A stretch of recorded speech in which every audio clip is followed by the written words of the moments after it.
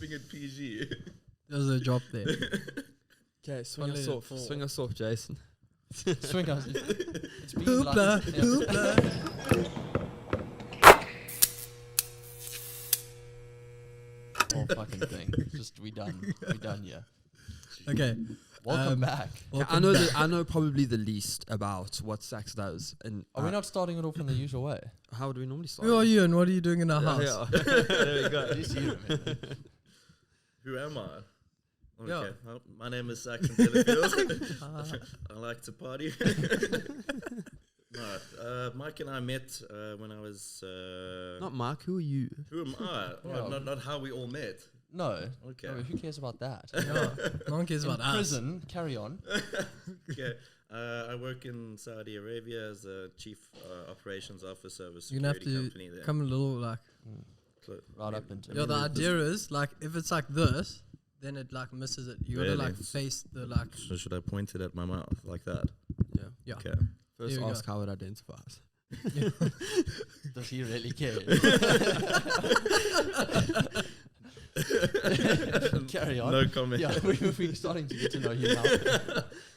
Okay, my name is Saxon Delafield. I work in Saudi Arabia as a C.O.O. of a security company there. We do like international events, compound security, military security, and then some NDA stuff as well.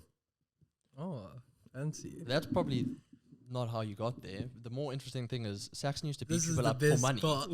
Yeah, That was This is actually why we got him on the show. 'Cause, like, it's so weird, like being close to someone. You don't actually sit back and see like their journey. Like you are very focused on your own. But like the other day, I was just sitting there. I was like, holy shit! Like when I first met Saxon to where he is now, it's like worlds apart. You know what I mean? Yeah, Like- completely different. Just before I met Sax, he was training people next to a dam on like his like residential area. Yeah, like the boot camp classes. yeah, like he was taking people for classes, making like just a bit to survive on like. Sorry, Yeah, tell that guy. I did try to. Yeah, you were literally training people next to a dam, and then as I met you, you had just started at like a little gym behind a bar. Yeah. Like it sounds way cooler when you say like, it's like yeah, but like he literally when I called him up, I was like, hey, I'm gonna come train at your class, and he was literally at a little like it was a like what 6x4. I think the training space floor was like 60 square meters, not including the office that was there.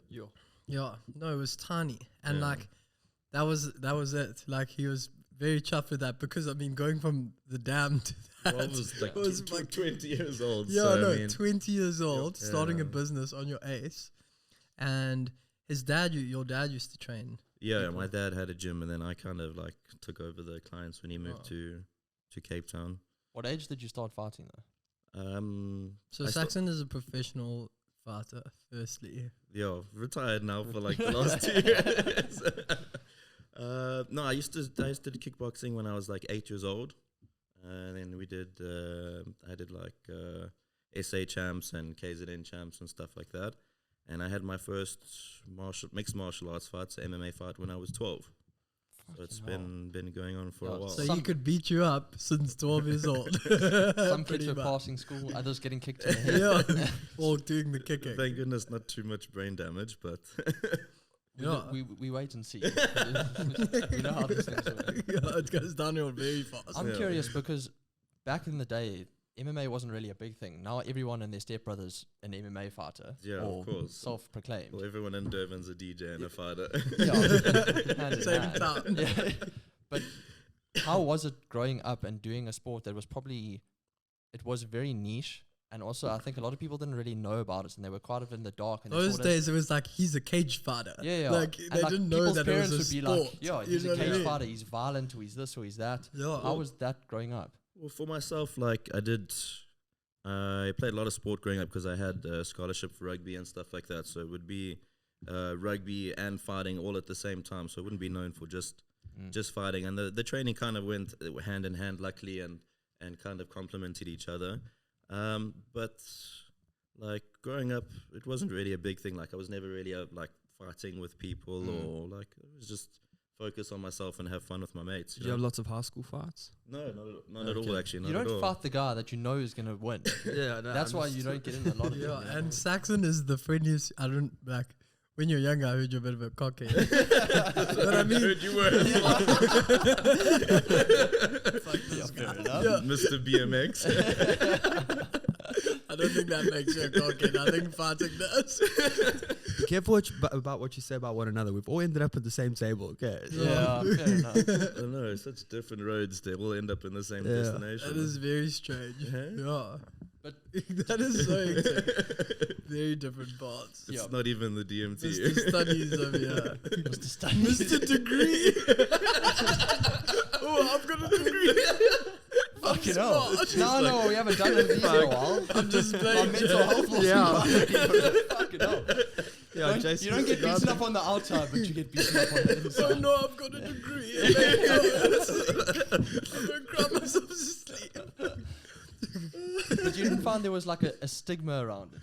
Like people were, because I know for me growing up, when people saw it was niched, and like we went and watched some occasionally, just the smaller fights, and people were like, oh, they're so barbaric, or it's so brutal. And I know now you start seeing the way people training and the way it becomes more of a professional sport, you know, where you respect the guys. But back then it was like, these guys just want to get in a ring and fucking kill someone.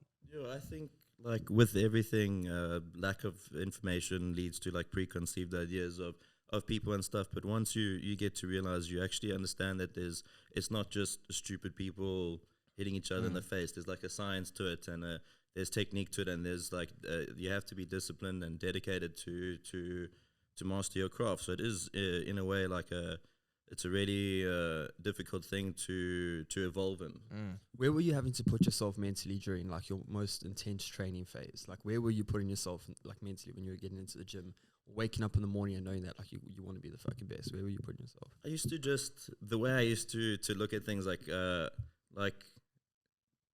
time is like relevant. So I'd be like, okay, it's 3 hours of hard training today we have to do, but at the end of the day, it's gonna be done.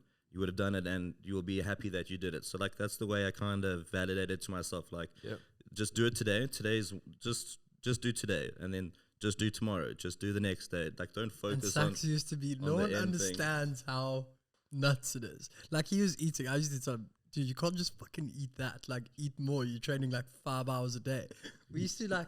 He used to just eat boiled eggs, right? Like straight up just boiled eggs and like with no salt. yeah. What did you have? Like, was it spinach or broccoli? It was both. Okay. I used Well, to just like like- boil it and blend it together. That was it, right? Like for like fucking weeks leading up, bro. And like you'd go from like 80, like you have to understand what you're putting in to go from like 85 kgs to like 70. Yeah. Like 15 kgs down. Like most girls would take like 2 years to even aim at that. You know what I mean? And he was doing it in like 2 weeks. 6 days sometimes. Yeah, 6 days. And like he was like so dedicated. We used to, this was my whole day, was like running to the bottom of Giba. Like, I mean, how far? Like, we'd run like 15 Ks by the end of it, Yeah, right? it took us And a then few hours as he'd well go and sometimes. train 2 classes. He'd go and do like a whole grappling and then a whole like kickboxing class in the evening after doing like a 15K straight down the hill, straight back up. He'd go straight to class and I'd be like dying in the corner. You know what I mean? Yeah. That's crazy. Did you Very find hectic. then, like leading up to fights, it was more a case of the actual fight itself, and I know this is cliche to say, was the build up, and then once you're in the ring, it was just like that was the fruition of whatever you built up to that point. Because cutting weight and focusing on your diet and the training that's more of a mental battle than actually stepping in, because that's prolonged. Whereas the ring is like however long. I mean, yours is usually 1 minute.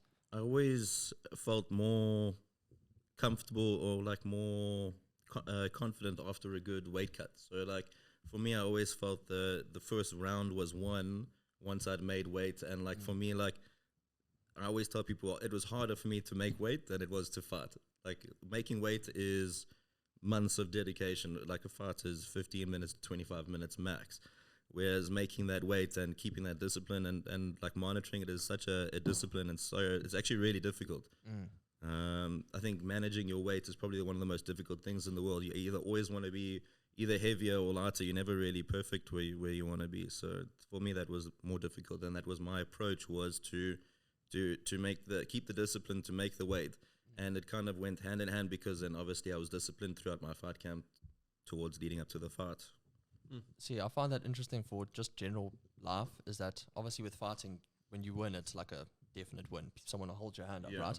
But like when you're doing tasks in general, it's usually that build-up phase of getting to that point that actually makes, you know, It's as you lots say- of small little wins, Yeah, like, yeah. which is why I look at it like day by day and like goal by goal, because there's lots of little wins that build your confidence to lead you to be in like the right mindset to where you need to be, you know?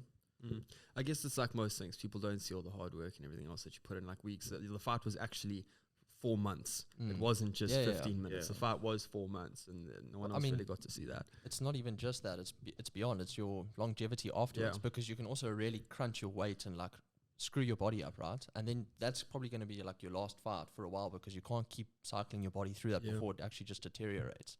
So Yeah. then it becomes a longevity game as well. So it is those small things. It's consistency at the end of the day. I assume that would be the best way to explain it. See, so going from fighting and getting into the business that you're in now, are you allowed to disclose? Like, is there certain information, like questions I shouldn't ask? I can tell you. So how did you get involved? Just so I'd love to know. So when Corona hit, EFC, the fight promotion I was fighting for, kind of closed down for a bit because we couldn't have live this bad events boy and around. stuff. Because we couldn't have live events and stuff. So Mikey, my coach at the time, another Mikey, Yeah, not me. a different Mikey. I don't think it just me. Oh, no, trust me, we wouldn't have believed you anyway. He got a call from one of the guys who used to train at the gym saying that there's a security position available in Saudi, and it's Corona at the moment, so there's not going to be much opportunity, so it would be perfect for a fighter.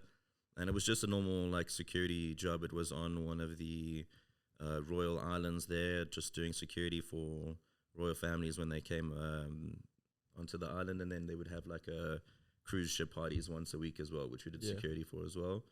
And then it just picked up from there. I got offered another job after that, and then another job after that, to eventually where I am now. I see. But you got to know, this guy was like the phone calls we had. It was pretty much he's working with 90% idiots who just got a job in security because they got a job, and he's like training these guys. To all the idiots out there listening. Welcome. Well, I hope they do. Now, But you I know mean- now you know what I really think. Promote that man. But I mean, I'm over exaggerating, obviously. But I'm just saying he was training these guys like 90% of them. I mean, you're an average guy, even if you've done security. You're not a guy who's fought in EFC. You know what I mean? Like, you're not a professional fighter. Like, you do end up teaching them no matter what. You know what I mean? And like, I mean, I know Sax. He's gone from running something like running a business and taking charge to working there. Like, it was inevitable that you'd work your way up. You know what I mean?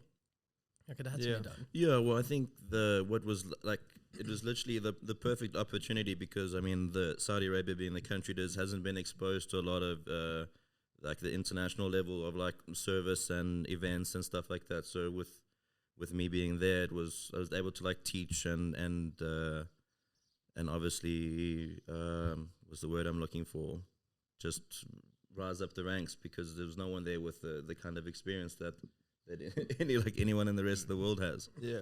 So I got a question. Like anyone in the rest of the world. They've literally like idiots. Yeah. well, I mean, you look at it like 5 years ago, like women weren't allowed driving or working or even like really going out in public. So in the last few years, it's really progressed. So to be in a country that's in the stage where it's progressing and you can progress with it, it's a good opportunity. Have you had any major threats before? No. Is it? Okay. Seen a few. Nothing threatens Saxon. No, Bro, seen a few missiles done being in- shot Oh, off okay. before, but that's Yeah, about it. you were at the F1 when they were bombing like a Oh, yeah. down the road, No, and eh? he's like, listen, guys, hold up. Like, just calm down. Yeah, Yeah. that's what I didn't Worse. bomb there. No, Like, no one- From Africa. Saxons there. No one died. I mean, what do you guys want? Like, really? No, it's like the missile hit the Aramco oil station at the same time as the Formula One. Could see it like shooting flames into the sky. It was lighting up the whole sky. It was crazy. There's Saudi Saxon like pyrotechnics. sipping a beer. Yeah, and then one of the first few weeks we were there, staying in the hotel, and I saw like this lot of smoke in the sky. And then read the news, like, no, they just intercepted a missile just above my hotel room. I don't know if you're a bit happy about that, because it was intercepted. Yeah. You know, if it hit there, you're like, oh, fuck. But No, you're they- like, they got me. You're not know? like, oh, fuck, he's just not there. 99.9% of the time, they catch the missiles. Fuck. So like, what are some of the threats that these people that you are working for face? Like, what is it like bad people that are just No, after not them? really. Is it Like, the enemies? so the enemies After me. My enemies are. I don't know how many you have, But I Saudi don't have Arabian money. Tinder swindlers. No, it's like majority of it is just ingress versus egress. Like it's just crowd management because it'd be quite dangerous when you're dealing with large groups of people. Also, And these are huge crowds. and they have like not mob mentality, but they see something they want, and you'll have 100,000 people walking in that direction, trampling people, like similar to what happened in, was it Dallas with that? Travis Scott concert. Yes, Yeah. yeah. Like so, it's like after that happened. So that happened just before our biggest concert, 250,000 people, like Middle Beast, and we actually had to go and like because there was 4 different stages. So now you have to go and plan your DJs around this, so you don't have 100,000 people walking to At the same like time. Jason Derulo or whatever over there, like, and like so that's only a 20,000 capacity stage. So If you have they- to like strategically plan that around so that when this A-list artist finishes, you don't have everyone walking like If in they the same do start direction and walking, do you stuff just like stand that. there and go stop, and then all 100,000 just go okay? No, Like, so is that you how it just- works? No, if it gets too busy, you go. It's like it goes, you just- you just and they put- all turn around. You just put security at certain entrances. You just say we had capacity here. Sorry, sir, ma'am. Can you you just say, So it's a "Come lot of catch like Pitbull on this stage." And you go, fuck that. No, they're out of it. Sorry, guys, change of plans. Pitbull's actually playing. Yeah. so it's actually like a lot of management, like a lot of setting up and Yeah, coordinating. it's more the and planning than anything else. Like I it's see. more exciting than it sounds, to be honest with you. I see. So the real question: do you think you would be conscious in a ring with Conor McGregor for longer than 2 minutes? Of course, what do you mean? It's twice his size. Of course, no, I know that. I know that. I was more curious. Have you ever thought about going into acting? Into acting, Mm. I've done a few No, like you haven't. Pornos. You haven't. I've done like adverts and stuff for like Adult Ford and stuff like videos. that before. No, because I want to see these. with your ability to throw a punch and your sincere lack of hair, you could play both Jada and Will Smith. And in the biopic. Just Yeah. not brown enough, unfortunately. How does he think of this stuff? Do you not think it's Keep possible? her name right out your mouth. I wonder how these wires connect in It's Jason's like that's head. like a random. Were we not all thinking it? Was it just me? I thought you were gonna say like Pitbull or Vin Diesel or I something. was thinking Vin Diesel at first, but like that's a that, cop out. that picture of him on the yacht, Oh, rubbing his belly. shirtless. He'll never be as cool as Vin Diesel shirtless on his Yeah, yacht. that's the one where everyone was You like could making pull fun that of him. photo or face act. Yeah, wait till I get my yacht. He is retired now, you know. You could easily pull it off. It's a sign of affluency. Only, yeah. And how did you find the cultural change moving from South Africa to Saudi? Because yeah. a lot of people moved to like Yo, so I don't South think I Africans are could all on the handle that. yachts, right? And the yacht culture is basically just mini South Africa at this point. But to go to Saudi is completely. I mean, even to go to Dubai is more Western than to go to Saudi. Well, so for sure, it's a lot strict. I mean, you have the alcohol bans, and it is still relatively strict. But they're very.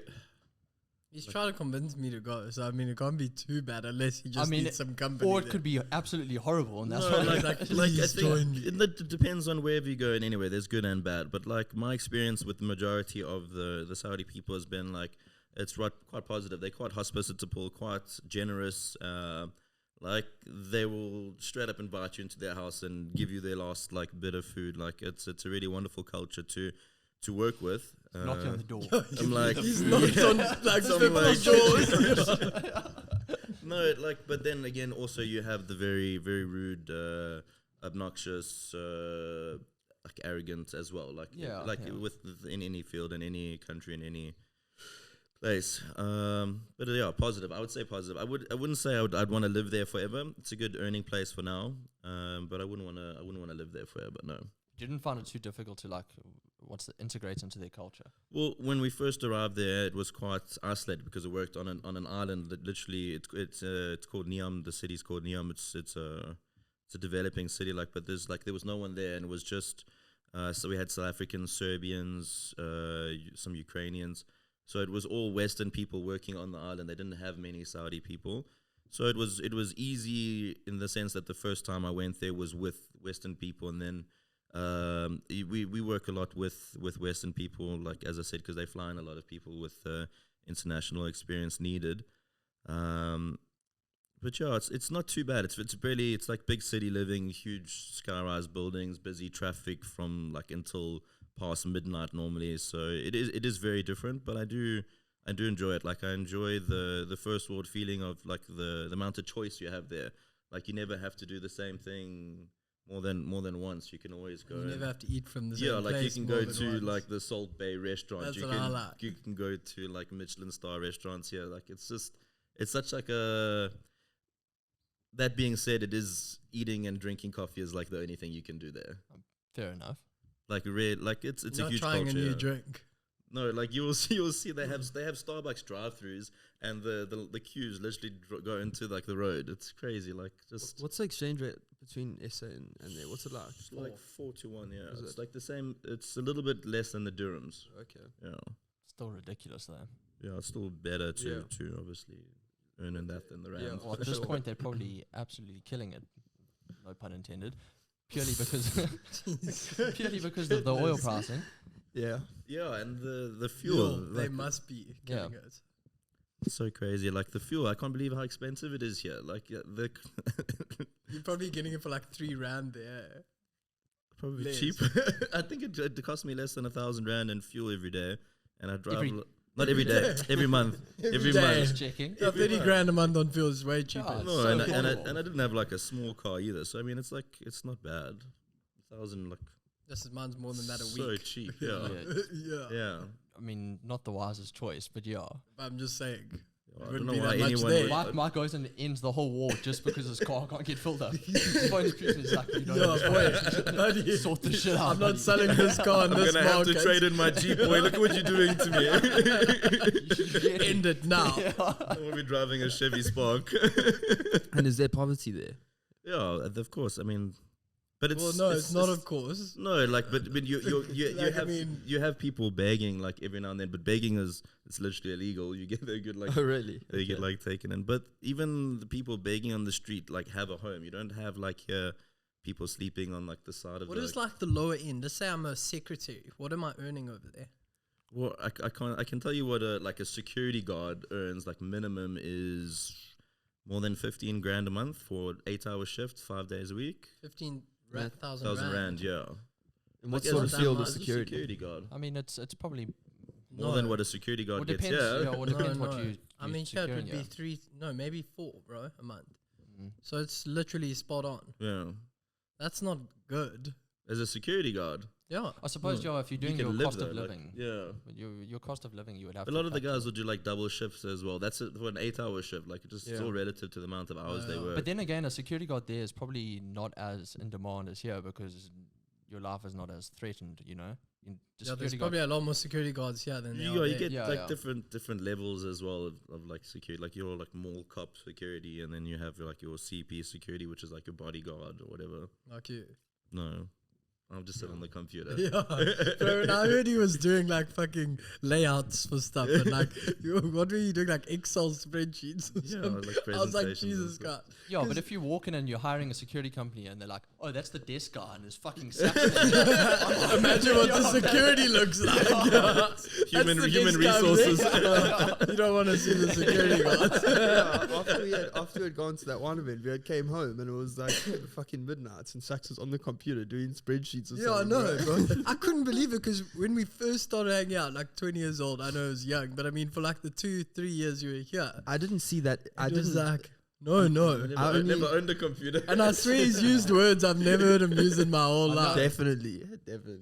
Dude, that was wild. So have Yeah. you found it like your growth going across there? Did you find you were stagnating here before you went across? No, of course. I think living in Durban was stagnant. I think Yeah. the best decision I made was going to Cape Town first. But even that, it You became like got a ceiling. Yeah, that for sure. You can't break through here. Of course, and then once you actually leave your home and you realize how big the rest of the world is, you want to see it as well. So like,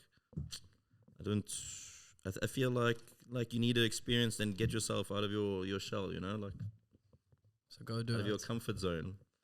Yeah. And do you plan to then move back or do you plan to then carry on afterwards? Obviously, you said you don't want to be there for the rest of your life. Well, I'm getting my residency there now. Also working on getting my British passport because my dad was born there. So I don't have like a plan. I'm just gonna go with it and see what happens. But I don't think, depends on my kids. Like if my kids stay here, then I like would consider coming back. But if I can avoid it, I would rather earn in a foreign currency than stay here, to be honest with you. Yeah, and your resume is gonna. I mean, if you do want to carry on working in the industry, you're gonna have like a long line of like. Yeah, I mean, what international events does South Africa even have that I would? No, be able you to can't work come on? do Like that. nothing, Yeah, there's no chance. Never. Yeah, like you go say you did that in Dubai with the numbers like in the 100,000s for like events. Like you go over to like the UK or like anywhere. You've done something that not many countries can even hold. You know what I mean? Sure, in a stadium or like they are like the top of the game right now with events. No, of course. I mean, you don't get much bigger than like these festivals and Formula One and. But I mean, if they say, E "Have you and- handled drunk people?" You're gonna say no. Absolutely. Well, actually, yes. You'd be surprised. They make their own Little broths. homemade Moonshine. vodka, literally, and they get so faulty. I can imagine, and it's also like you're going like a 'cause the month no ratios drink. Yeah, the ratios off. They It's haven't just drunk like, for a while. But Just drink it. it's crazy. Like some of the stuff, if they make it wrong, you can go blind. Like. Oh no! I'll never I do think Mark's something nearly like done that to me before when he was he making did. gin I've during drank some of lockdown. this stuff before, but it literally makes Really? you go crazy. Yeah, It's you like- lose your hair. Crap. First the pubes go. Pictures start appearing on your arms. So would you say when you were obviously, I would assume this was not in your plan, like when No, you of course. Who plans on living in Yeah, Saudi he's Arabia? 20. He's like, when I'm Saudi Arabia. 26, I'll be I'm living moving in to Saudi Dubai. Arabia. Yeah. But I mean, even working abroad, doing this, what you're doing now, let's even say the job title, the job scope that you're doing now. I assume you never planned to do that. No, like I always focused on my sport and like it was goal driven towards that. It was going to happen, until it didn't happen. But it was just circumstantial, and it was just it worked out for the best, I believe. I mean, to like the longevity in this work out career. for the Yeah. best. Bro, Yeah. you went from like surviving to Yeah, like for sure. literally picking houses in Cape Town to like buy. You know what I mean? Like that is like it's meant to be. Like your path couldn't have worked out any better. Like you had your boy when I first met you, and then it was just like game on to survive. Like you moved to a bigger premises. You're like really like gunning down that avenue, but it just wasn't right. Yeah. And you just took that opportunity. Like life said, like Did here that, it is. help? Was that a big part of getting Bro, your it was ass into gear? Oh, Crazy. definitely. I think Was I it would, like, holy shit? He changed the person. Like I did not even like. It was like there was this whole 50% of Saxon that was like in hiding until he had his boy, and I was like, I can't say on here how I met Saxon for the first time, but we know. That's like fuck. I need to get back into Saudi. Yeah. was there alcohol involved? yeah. Saudi Arabia, no. No. I've got a question. What is it about getting repeatedly hit in the head that makes you want to get tattoos? Because every fighter I know is tattooed. Yeah, And you've I've obviously been always hit wondered more this. because you've got the most. Yeah. No. Maybe it's about punching people in the head more than getting Getting hit, tattoos. hit in the head. But still, I always wonder, like, every fighter's got a tattoo. I don't know. I got my mom actually got me my first tattoo for me, and then it just became, there's nothing to do with fighting or whatever. It just like I felt like an incomplete project. So you just keep wanting to get more and more and more, and then like eventually I was like, this is just too sore to continue doing this. I'm over it now. Well, you've kind of run out of space. Yeah. Like your legs are Yeah. probably. I think it only definitely place. plays a part in intimidation. Yeah. as well. Also, I was. thinking That's a that. huge aspect. I think psychologically, when you see a guy jacked and he's got tattoos all over him, you're like, he doesn't give a fuck about pain. Clearly. That Clearly. is I feel also like you just true. gotta But get I think if I go into a ring, I'll be like, the tip of my dick is tattooed. Then he knows I'm fucking coming. No, in no, hard. because then you could you Coming. you've got to get like coming in hard. the most obscene face tattoo, and you walk in, and then he just knows you don't give a fuck about your life. So you don't care about his either. Like, my job is to either make this work or I'm unemployed. That is a good psychology. He's I already guess. dressed for prison. He doesn't care. Yeah, yeah. This is where we go. That's the proving ground. I know it's obviously part of the culture. I always thought about this though. I see people with tattoos and I'm Oh, like, but it's such a normal thing now. I mean, you have like even like people like Joss getting tattoos these days. He's kind. Lead singers are the first to get tattoos. I've been in a couple fights. Haven't won too many, but I've been in a few. Okay.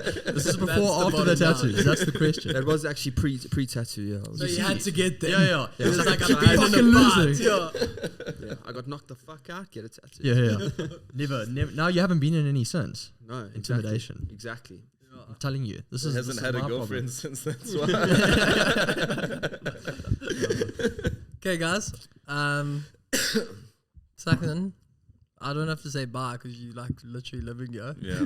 But thank you for sharing your story. But thank you so much. I'm informing so me. glad we actually did get you on before I you know. left. It was fun. Yeah. Thanks. Are they I love it. letting you back in? Yeah. I'm gonna get so I'm waiting for my residency visa, but I'm gonna apply for a business visa, which will take 2 or 3 days now. So anyone can go to Saudi, guys. They're really not that strict. No, they want They you. really, they want. actually. You can No, get- I mean, you can Tell get the a- people about the deal you get. I don't know. I think the latest tourist visa you can get is like a year-long visa, multiple entry. No, what's the buy your way in? 3 million. Oh yeah, It's yeah. like not even that I'll much. send you my account details Yeah. and I'll hook you up. Yeah, I got you covered. There's space in my bag. Yeah, it's 3 actually million 4 rand. million.